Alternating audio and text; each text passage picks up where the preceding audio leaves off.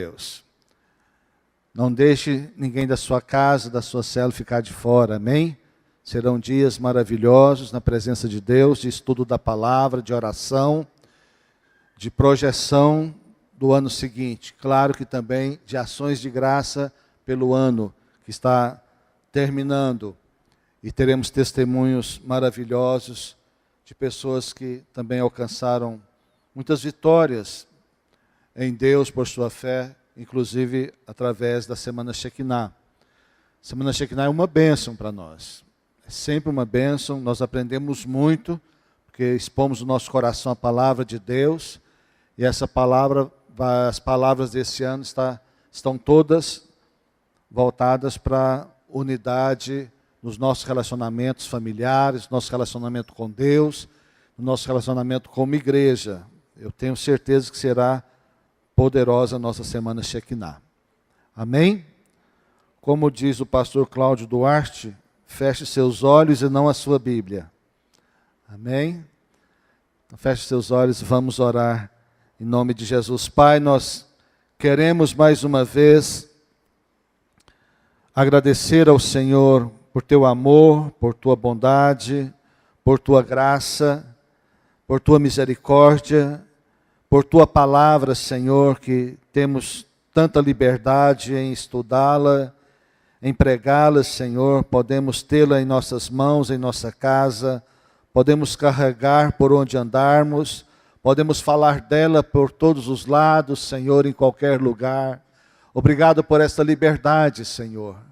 E agora, Deus, mais uma vez queremos aprender da tua palavra, aprender do Senhor, meu Pai.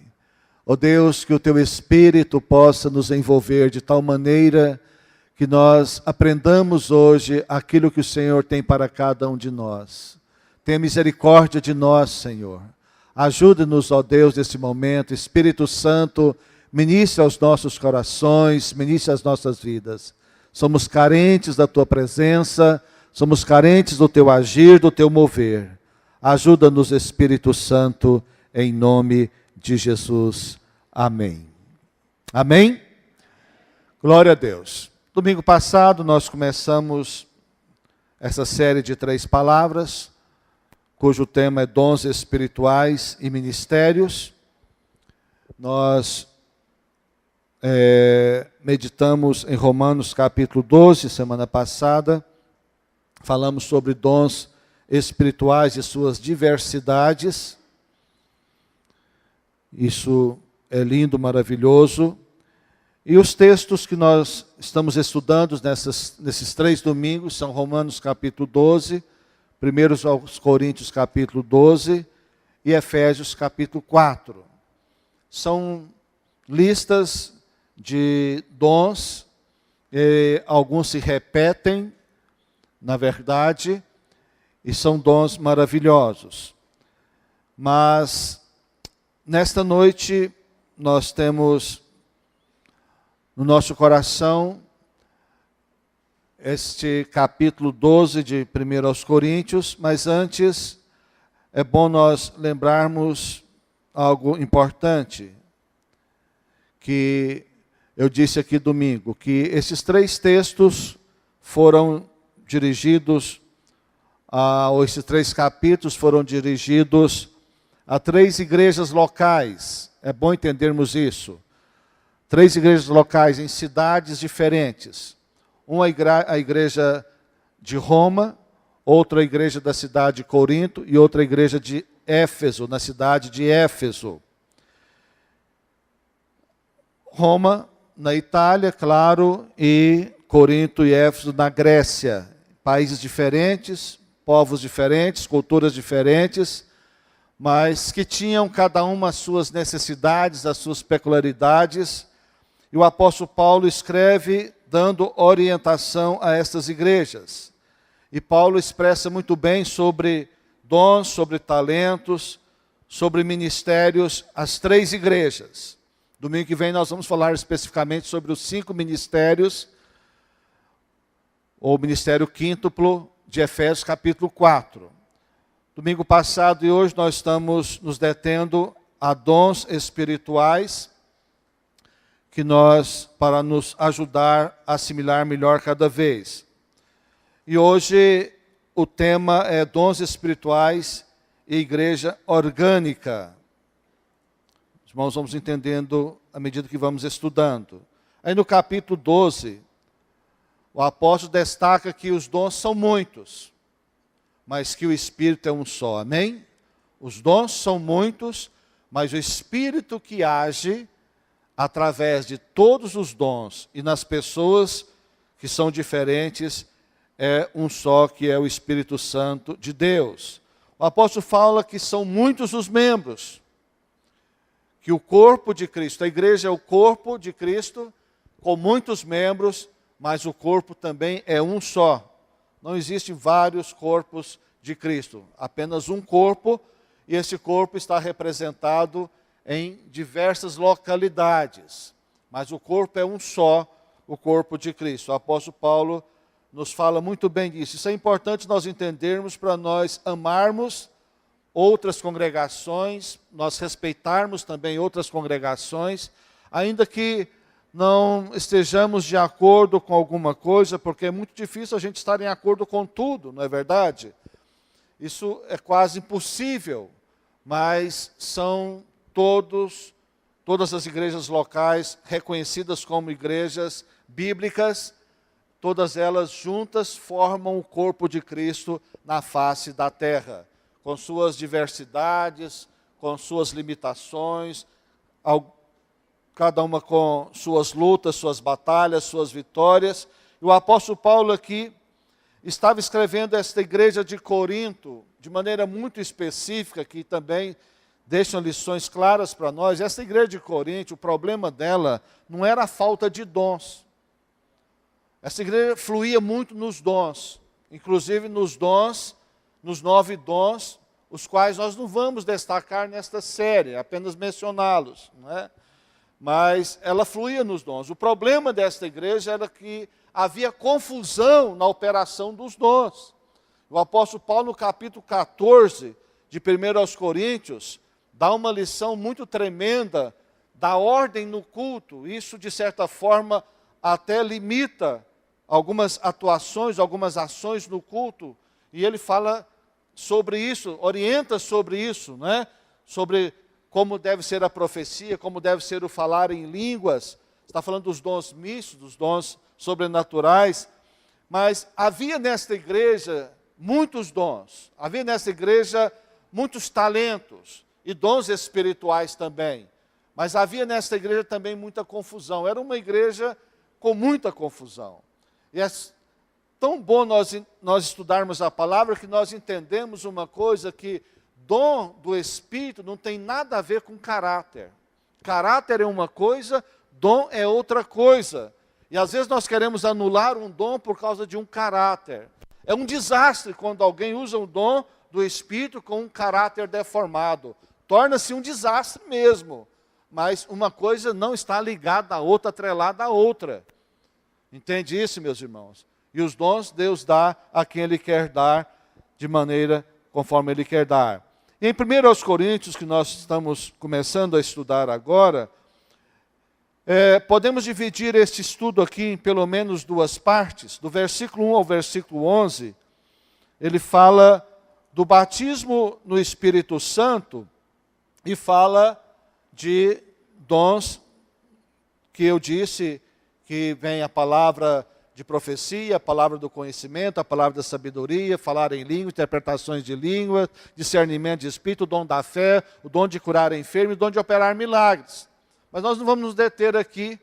Uma outra hora a gente fala especificamente nesses 9 dons, que formam também 3 classes de dons, e podemos estudar em uma noite separadamente ou nas salas de aulas, não é?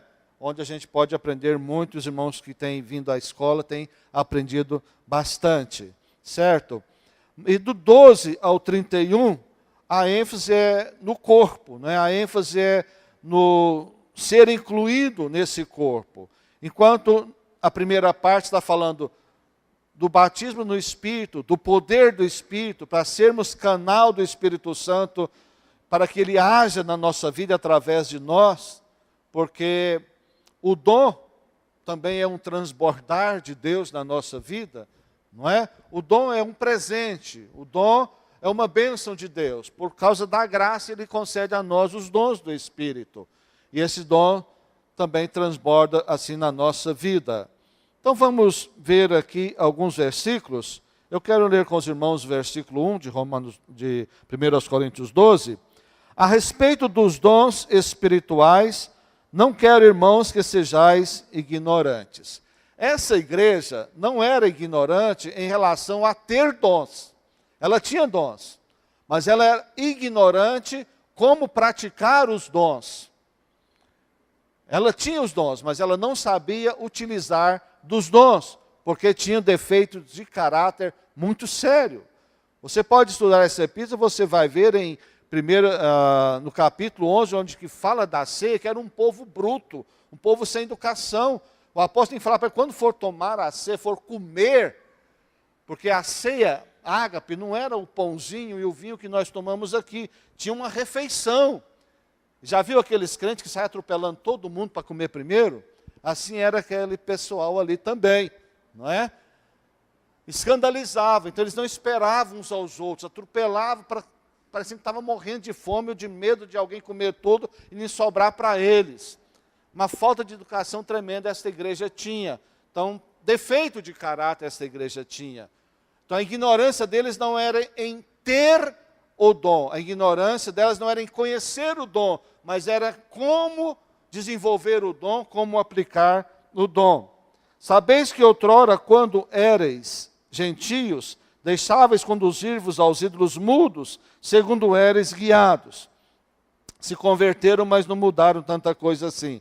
Por isso vos faço compreender que ninguém que fala pelo Espírito de Deus afirma anátema Jesus. Por outro lado, ninguém pode dizer Senhor Jesus, senão pelo Espírito Santo. Porque estava havendo uma confusão que pessoas tendo dons do Espírito Santo, havia manifestações no meio deles, corretos e dons, manifestação incorreta. Tinha gente com manifestação espiritual, entre aspas, presta atenção nisso, falando que o nome de Jesus era amaldiçoado, trazendo uma palavra contrária à palavra de Deus. Então, se uma manifestação de um dom, ou uma manifestação espiritual de alguém estiver trazendo divergência com a Bíblia, nós temos que ter muito cuidado. Não podemos de maneira alguma. A palavra de Deus, ela é superior a qualquer dom. Amém? E a qualquer pessoa também. Mas lá estava havendo isso. Então ele fala, não sejam ignorantes. Vocês precisam conhecer a palavra de Deus. Conheçam a palavra. Estude a palavra para saber definir isso. Não é? Para saber definir. Por exemplo, a palavra de profecia é uma bênção, não é? É um dom de Deus. Mas se não tiver maturidade, se a pessoa que libera essa palavra não tiver responsabilidade, pode causar muitos danos. E muita confusão já aconteceu no arraial de Deus em função disso. Então é necessário. A Bíblia manda julgar a profecia e não o profeta. Não é? Não julgue o profeta. Não julgue o profeta, julgue a profecia. Por quê? Como julgar a profecia? Se estar alinhada com a palavra de Deus ou não. Se não está alinhada, não tenha temor, queridos. É conversa fiada, né? Então nós precisamos estudar a palavra de Deus. Mas o que é um dom espiritual? Eu acho que muitas perguntas começam a surgir. O que é um dom espiritual? Dom espiritual é uma habilidade especial que o Espírito Santo concede a nós. Amém? Isso é pela graça de Deus, com o propósito de edificar o corpo de Cristo. Todo cristão tem um dom? Sim ou não? Quem acha que todo cristão tem pelo menos um dom? Quem acha que tem cristão que não tem dom nenhum? Quem está em cima do muro, levanta a mão. Oxente. Não entendi então, não é? Vocês não querem me ajudar, só se for isso, não é? Então, queridos, o que ocorre? Todo cristão tem dom, sim. Todo cristão tem dom. Se nasceu de novo, tem dom sim. E eu vou explicar isso. Qual a diferença? Porque às vezes até alguém enterra o seu dom. A Bíblia fala de enterrar o dom, mas que tem. E precisa de pôr para funcionar, amém? Mas qual a diferença entre dom espiritual e dom natural? Quando eu estou falando de dom espiritual, eu não quero que os irmãos estejam presos aos 9 dons que eu acabei de mencionar um pouco aqui. Estou falando de dons dados por Deus para o serviço, para a edificação do corpo de Cristo. Amém? Muitos desses dons nós chamamos de ministérios, muitos nós chamamos de talentos. Eu não quero entrar muito em detalhes para não gerar confusão, mas eu quero dizer que todo cristão tem dom. Qual a diferença do dom natural e do dom espiritual? Qual é o dom natural? Dom natural é aquele que a pessoa nasce com ele, é inato, não é? A pessoa nasce com ele, é inato. E qual é o dom espiritual? É aquele que a pessoa recebe quando nasce, mas quando nasce de novo. Entendeu isso? Quando nasce fisicamente, quando nasce nesse mundo, no parto da mamãe, toda pessoa já recebeu algum dom natural. E se nós formos olhar aqui, há pessoas com dons maravilhosos, dons naturais, não é? Estou vendo aqui, ó, eu posso ver tantos dons aqui, tantas pessoas com tantos dons naturais. Esses dons naturais são uma bênção para nós, são bênção para a família, são bênção para a igreja. Muitos vivem desse dom, não é? Suprem as suas necessidades desse dom, certo? Dons naturais, é importante. Todos nós temos dons naturais também. Não há nenhuma pessoa que nasça sem dom natural. Mas o dom espiritual é quando nós nascemos de novo. Aquilo que Jesus disse, nasce da água e do Espírito, da palavra e do Espírito. Então, nesse momento também, Deus concede dons. Amém? Deus concede dons, pelo menos um dom. Mas, claro que a grande maioria tem mais de um dom, não é? E isso é maravilhoso, isso é sobrenatural, porque Deus concede de maneira sobrenatural. Mas o dom natural pode servir de base para um dom espiritual? Sim, pode servir de base, mas são completamente distintos, não é? Completamente distintos, certo? Alguém que canta, por exemplo, a pessoa pode ter recebido um dom natural de cantar, não é? Há pessoas que nunca estudaram, nunca frequentaram uma escola de música, não tiveram nem oportunidade e cantam bem. Um dom natural, um dom natural. Mas se essa pessoa não nascer de novo, e ela vir para a igreja e começar a cantar na igreja, sabe o que ela vai fazer? Apenas cantar. Se ela não nascer de novo, esse dom dela não é um dom espiritual, é um dom natural. Para o dom tornar-se espiritual, ela precisa de nascer de novo e Deus confirmar nela esse dom. Não significa que porque ela recebeu um dom natural, esse dom automaticamente torna-se um dom espiritual. Deus pode ter para ela uma outra coisa para fazer. Entende isso, queridos? É muito importante compreendermos essas coisas, não é? Mas, e qual a diferença? Dons espirituais e fruto do Espírito. São coisas diferentes? Sim, são coisas diferentes. Não é a mesma coisa. O dom está ligado ao serviço que nós devemos fazer, ao serviço que nós realizamos. O fruto está ligado à essência que nós temos, ao caráter. Amém? Aí é que às vezes existe dificuldade de entender. Uma pessoa, às vezes, não demonstra o fruto do Espírito, mas flui algum dom espiritual. É difícil compreender, mas essa é uma briga que nós temos que tê-la com Deus. Não adianta ter uns com os outros, não é? Sabe? Porque o dom espiritual é aquilo que nós exercemos para edificar o corpo, para abençoar o corpo, abençoar pessoas. Agora, o fruto do Espírito é a essência que está em nós, aquilo que flui de nós naturalmente, porque nós somos transformados. Amém? Porque o que ocorre é o seguinte, nós nascemos de novo, somos salvos, mas a transformação é um processo à medida que nós vamos deixando Deus fazer na nossa vida. Deus faz também à medida que nós deixamos Ele fazer. Deus não opera conosco na força bruta, não é? Deus permite, Deus nos dá o livre-arbítrio e permite que nós decidamos ser transformados ou não. Não quer ser transformado?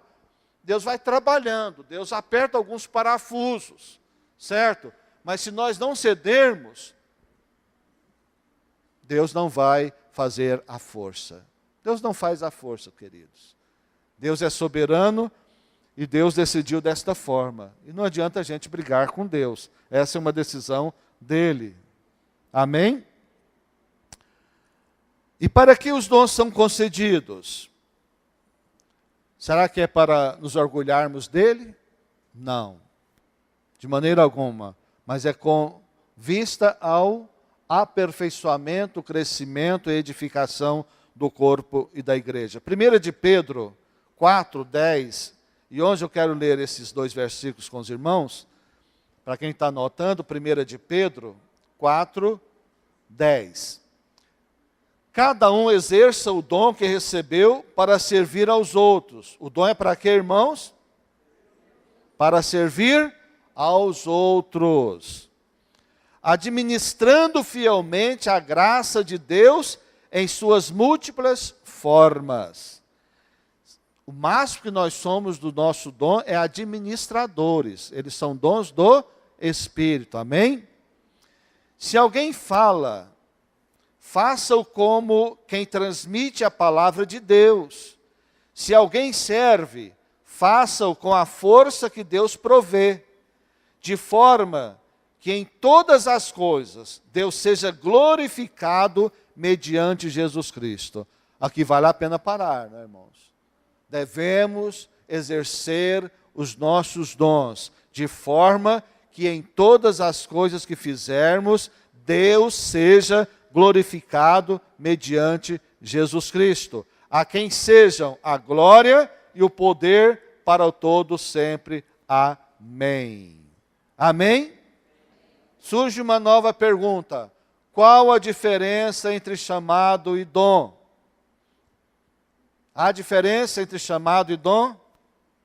Preste atenção. Chamado basicamente é uma tarefa que Deus nos designou para realizar. E dom basicamente é a ferramenta que Deus nos dá para exercer ou executar aquela tarefa. Pegou aí?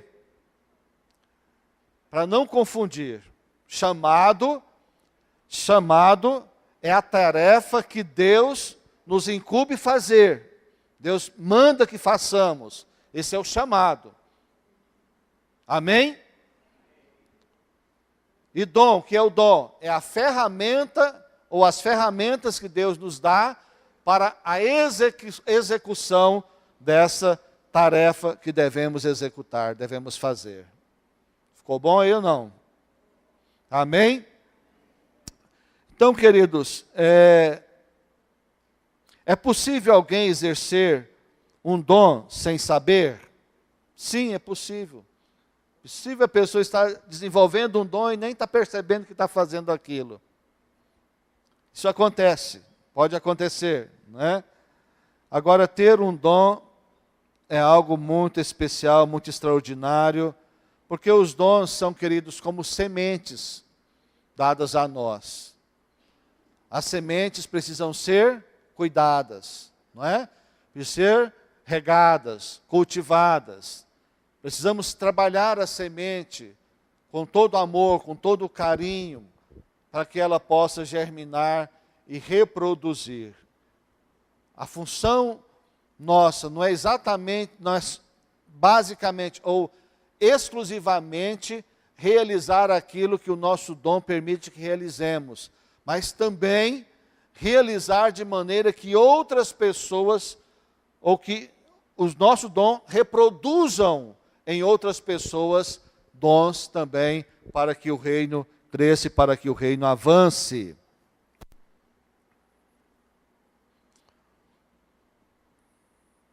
Quanto deve durar um dom?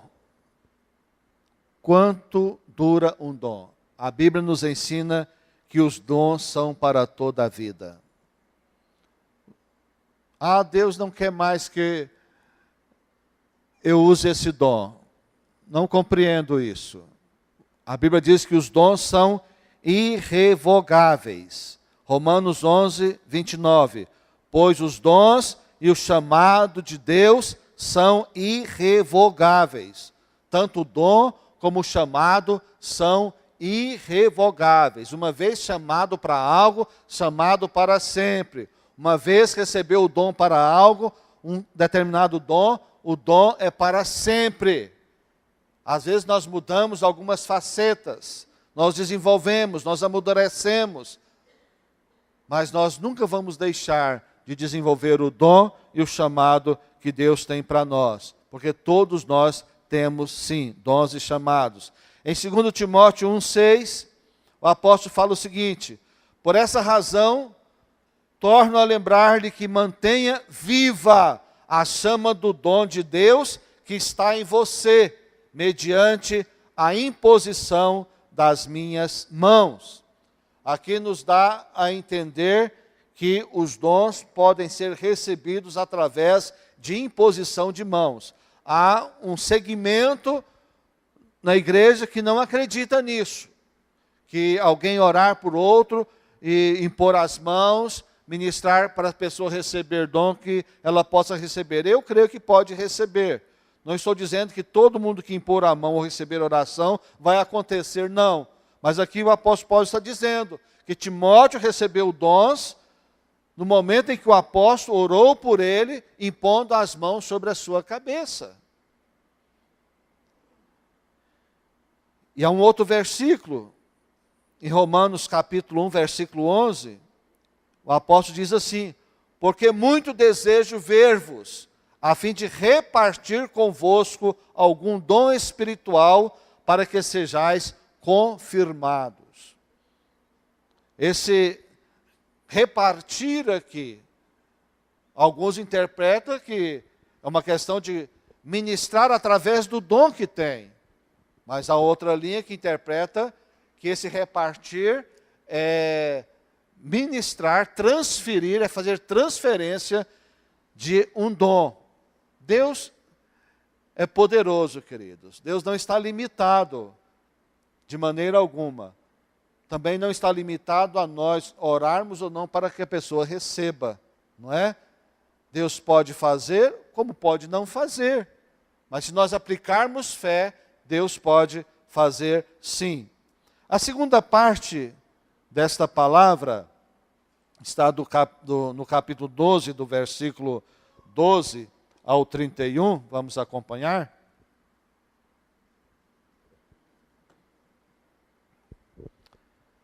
Uma coisa importantíssima entendermos que a igreja não é um clube de associados, mas a igreja é um corpo, Domingo passado eu falei de algumas figuras que o apóstolo Paulo usa para nos ensinar sobre a igreja. Mas uma das figuras que ele mais usa, e que eu também acho mais tremenda, é a do corpo humano, né? Para entendermos muito mais como funciona a igreja deve funcionar, como devemos funcionar como membros desse corpo. Então a igreja local é como um corpo, e esse corpo foi criado para expressar Deus e o reino de Deus aqui na terra. Preste atenção numa coisa, você tem uma pessoa do seu lado, você está me vendo aqui, se eu estiver calado, se eu estiver falando talvez não, mas se eu estiver calado, o que menos você vê nessa pessoa e em mim é o quê? A alma dessa pessoa, não é? Mas com atitudes dessa pessoa, com expressões dessa pessoa, com comportamento dessa pessoa, você começa a perceber a alma dela. Assim também, queridos, Deus é manifestado através da igreja, não de uma igreja paralisada, mas de uma igreja que tem ações, de uma igreja que tem atitude. A única maneira das pessoas verem Deus é através da igreja. A igreja falha? Claro que falha. Mas nós somos os representantes de Deus aqui na terra. Entendamos ou não, creiamos ou não, é o que a Bíblia nos ensina. Então, a maneira das pessoas verem Deus é olhando para nós, como igreja, não como pessoas simplesmente individualmente, mas o contexto da igreja, a igreja como grupo, vendo a igreja no seu funcionamento, as pessoas podem perceber a presença de Deus. Porque uma pessoa sozinha também, ela não vai expressar o corpo de Cristo totalmente, mas é conjuntamente que fazemos isso. Por isso eu quero dizer 5 coisas, ou 5 princípios bíblicos para os irmãos aqui dentro deste contexto. Primeiro, estar em Cristo é o mesmo que estar na igreja. É bom você repetir, diga assim, estar em Cristo é o mesmo que estar na igreja. Preste atenção, quando lá em Atos 9, versículo 3, não vamos ler, mas quando Saulo de Tarso, que depois se tornou o grande apóstolo Paulo, estava perseguindo os cristãos, Jesus aparece para ele e diz o que para ele? Saulo, Saulo, por quê? Mas ele estava perseguindo, não era a igreja? Não eram os cristãos? Mas quando se persegue a igreja, está perseguindo o próprio Senhor. Então, quando uma pessoa é introduzida na igreja, não estou falando na igreja, na igreja organização, estou falando no corpo de Cristo. Porque há pessoas que são membros de igrejas, mas não são membros do corpo, são coisas diferentes. Tá? Mas a pessoa que é membro do corpo de Cristo, quando ela é introduzida no corpo de Cristo, ou na igreja verdadeira do Senhor, nós não podemos definir quem é quem aqui, tá bom? Não cabe a nós isso, não temos essa autoridade, e só o Espírito Santo pode dizer, e pode trazer convicção a cada um de nós, se somos ou não, porque a Bíblia diz que o Espírito confirma, testifica ao nosso Espírito que somos filhos de Deus, não é? Uma questão muito pessoal, a salvação é muito pessoal, não é verdade, queridos? Então, quando alguém é introduzido no corpo de Cristo, na igreja do Senhor, ela é imediatamente introduzida em Cristo Jesus ao mesmo tempo. Amém? Então, estar em Cristo é estar na igreja é estar em Cristo. Amém? Isso é fantástico, isso é lindo, isso é maravilhoso. Agora, por que existe tanto distanciamento? Isso é um outro assunto para outro dia, para outra hora. Mas pedras esparramadas ou pedras amontoadas não significa que é um edifício.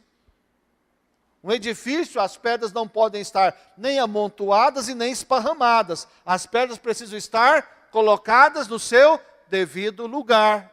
Isso é um edifício, isso é igreja. Amém, meus irmãos? Os irmãos me entenderam? Amém? Glória a Deus. Segundo, nenhum membro pode se negar ao corpo. Nenhum membro pode se negar ao corpo. Se um membro se recusa a fazer a sua parte, preste atenção nisso, significa que um outro membro vai ter trabalho dobrado ou triplicado ou mais ainda, não é? Então, se um membro não assume o seu papel, a sua função no corpo, significa que alguém vai ter que assumir a função dele, ou vai ficar disfuncional o corpo de Cristo. É isso que acontece, não é? Então, todos têm dons, mas às vezes não usa. Por que não? Por que não usar? Eis a pergunta, não é? 3, nenhum membro deve ocupar todo o espaço. Versículo 18 ao 20, mas agora Deus colocou os membros no corpo, cada um deles como quis. E se todos fossem um só membro, onde estaria o corpo? Assim, pois, há muitos membros, mas um só corpo. Deus não fez um membro, Deus fez um corpo com muitos membros. Amém, meus irmãos?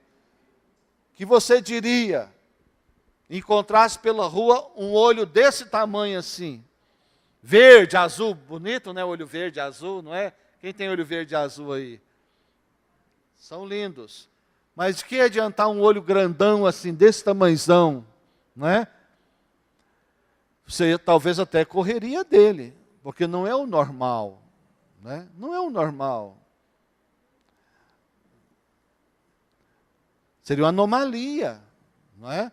Então Deus fez muito bem feito. Nós é que às vezes não temos compreendido e às vezes não temos assumido, mas Deus fez bem feito. Deus fez o corpo muito bem feito, sabe?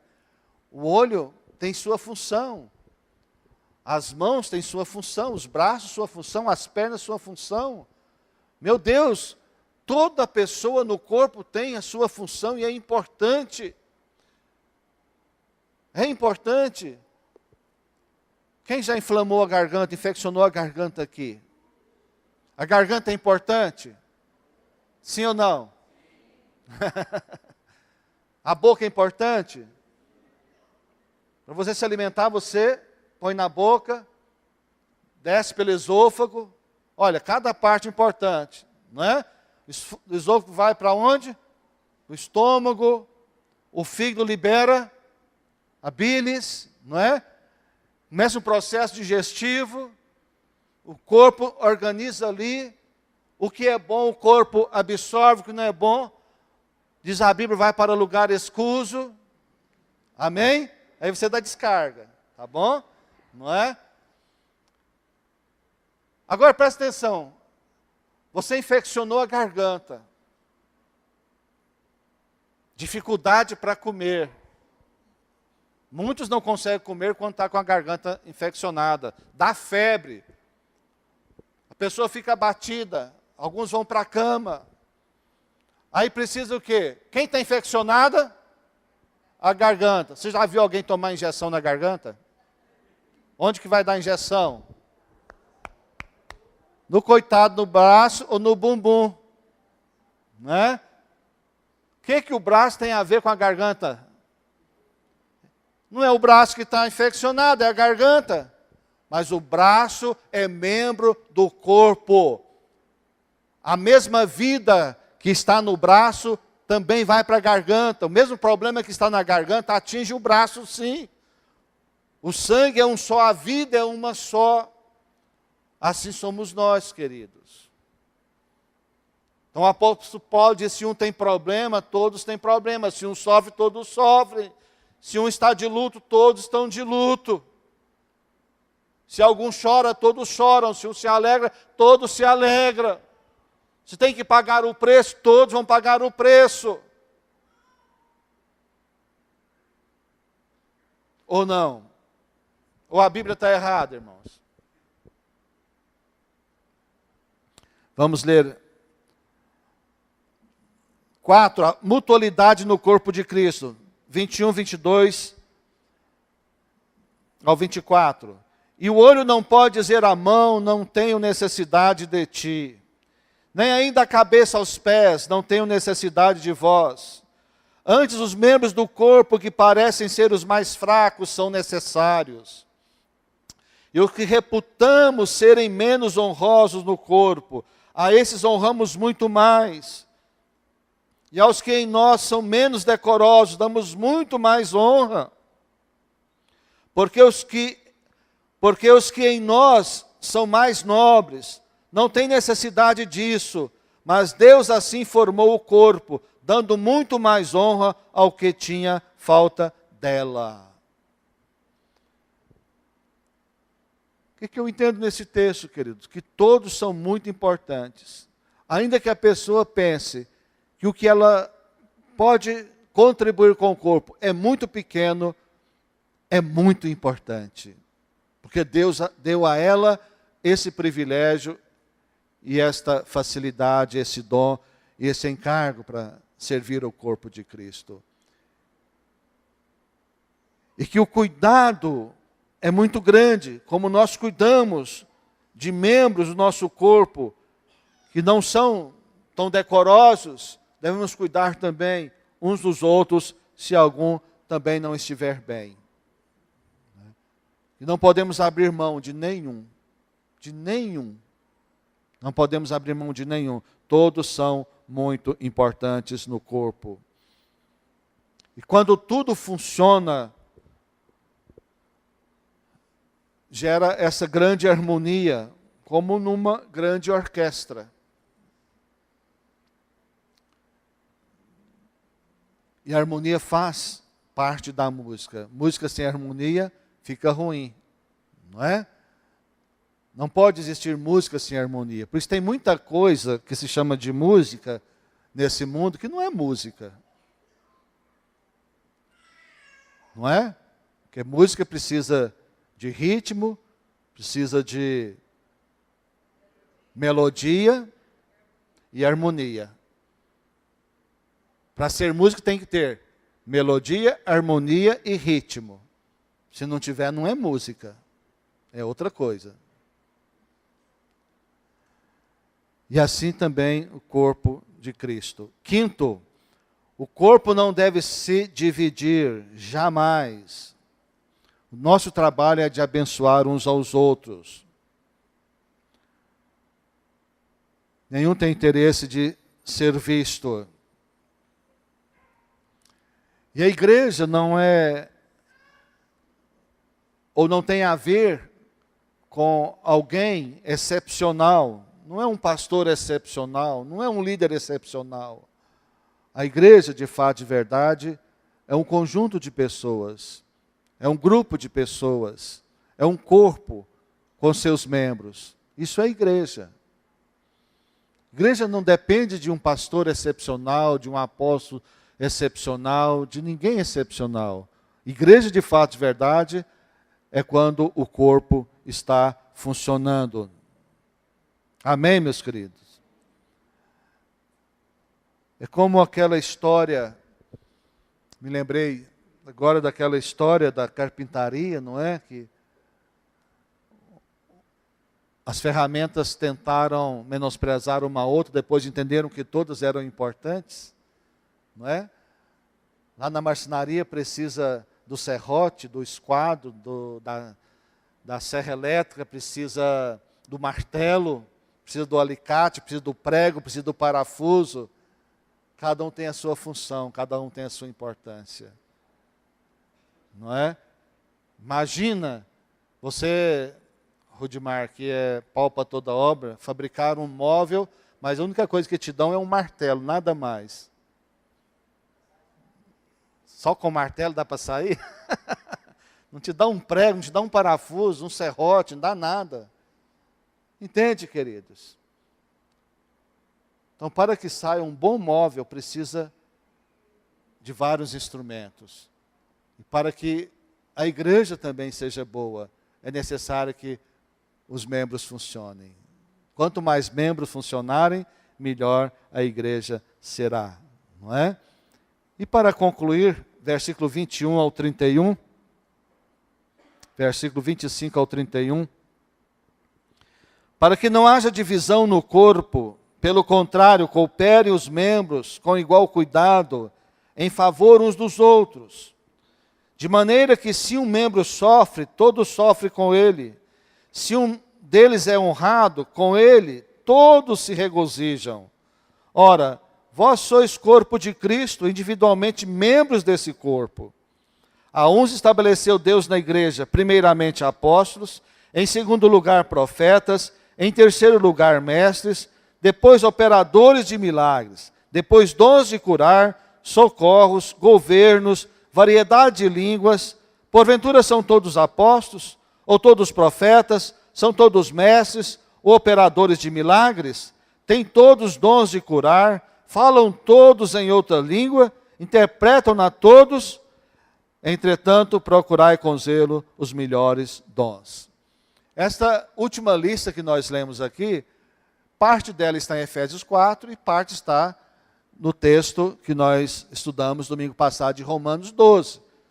certo? A parte que estudamos de Romanos 12 ficou domingo passado. E domingo que vem vamos estudar a parte de Efésios capítulo 4.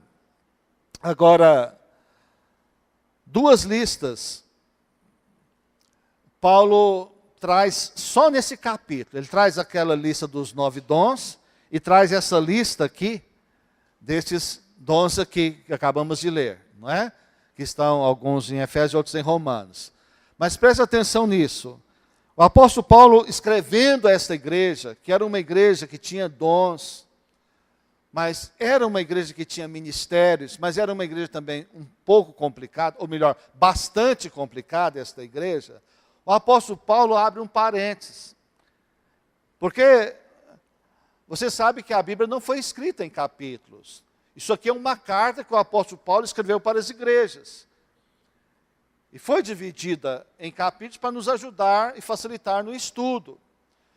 E Paulo abre um parênteses, ele acaba falando aqui dos dons e diz assim: entretanto, procurai com zelo os melhores dons. Aí Paulo fala uma coisa: eu passo a mostrar a vocês um caminho sobre modo excelente. Ele diz: olha, tem uma coisa que é mais importante. Tem algo que é mais importante ainda para exercer do que qualquer dom, e vocês estão criando confusão à toa. É o amor. Amém? E ele passa a dizer: se não tiver amor, não adianta nenhum dom. A pessoa tem um dom, mas não faz com amor, esse dom não vai trazer glória a Deus, não vai ter resultado para o corpo. Porque precisa de ser executado com amor. E o apóstolo Paulo fala de alguns dons aqui, ainda que eu tenha esses dons, se eu não tiver amor, não adianta nada, no capítulo 13. Virou música, virou poesia, até música secular tem com esse texto da Bíblia, né, de 1 Coríntios capítulo 13. Você depois pode ler em casa e saber melhor, o tempo não permite que leiamos aqui, sabe?